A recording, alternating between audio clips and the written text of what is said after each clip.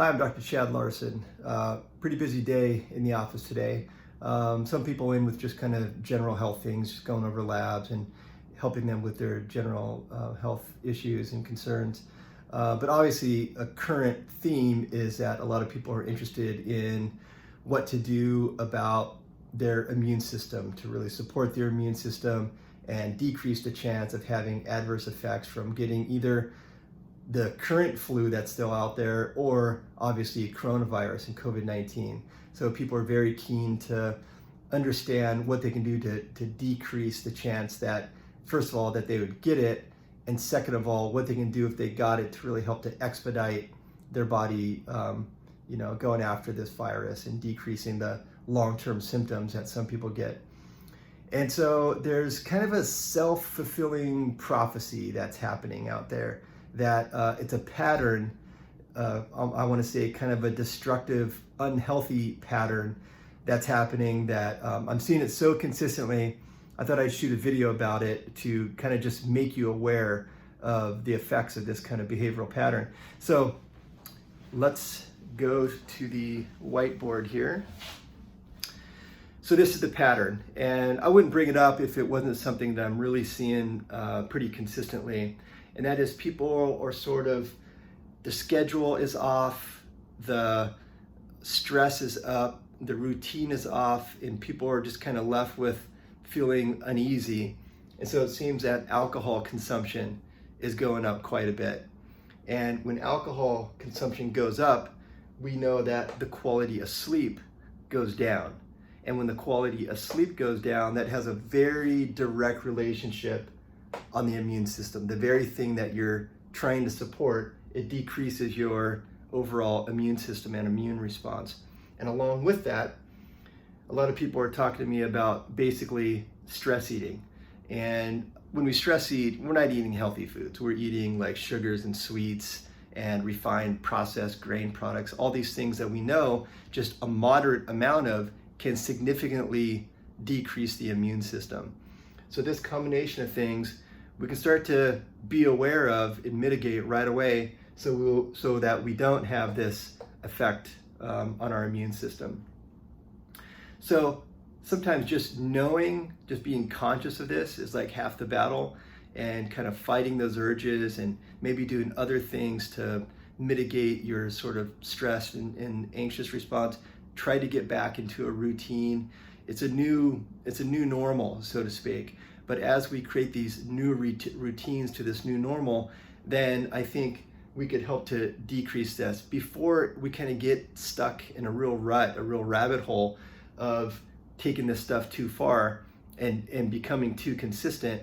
And that's really where we see the long-term effects on our immune system, because just a single night of interrupted sleep, which is what we know that alcohol does, and I'll explain that in just a moment, but just a night of interrupted sleep can have a significant effect on what we call natural killer cells. Natural killer cells are kind of like the superheroes of the immune system.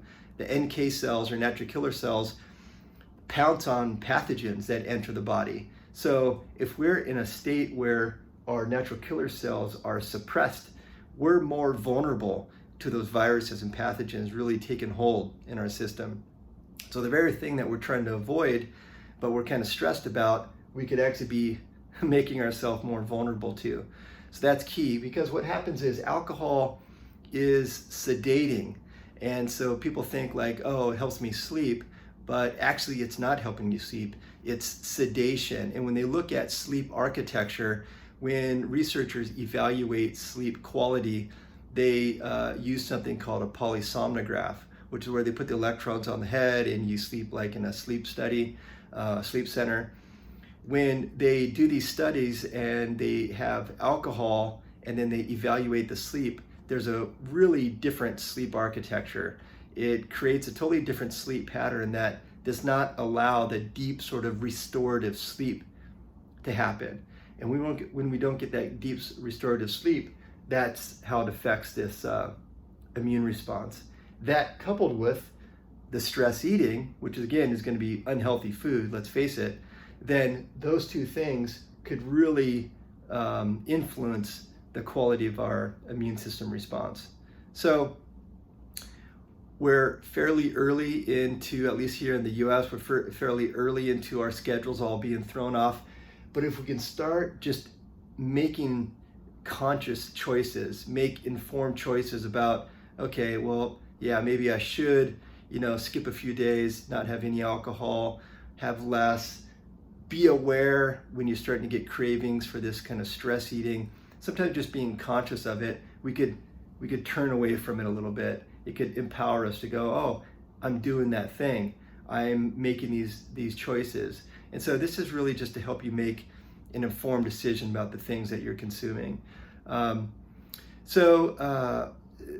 It's this type of immune system support that I'm really not hearing about on, kind of the general news. They're talking about other concepts of coronavirus and COVID-19, not really talking about what are some really foundational things that we can do to support our immune system during this challenging time.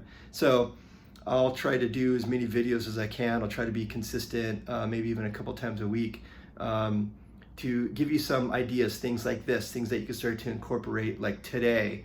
Everybody wants like the perfect new supplement, and I'm a fan of nutritional supplementation, but sometimes we want to start with like the most fundamental, foundational things for our immune system, and this could be a good start for you. So hopefully that helps. I'll keep bringing you some more videos. Any new studies that come out, obviously I'll read those. I will kind of summarize it and just try to keep you up to date as much as I can. But things that are kind of about the statistics of COVID-19 and statistics about our chances of true pathology and getting ill from this, still pay attention to the CDC websites, the World Health Organization.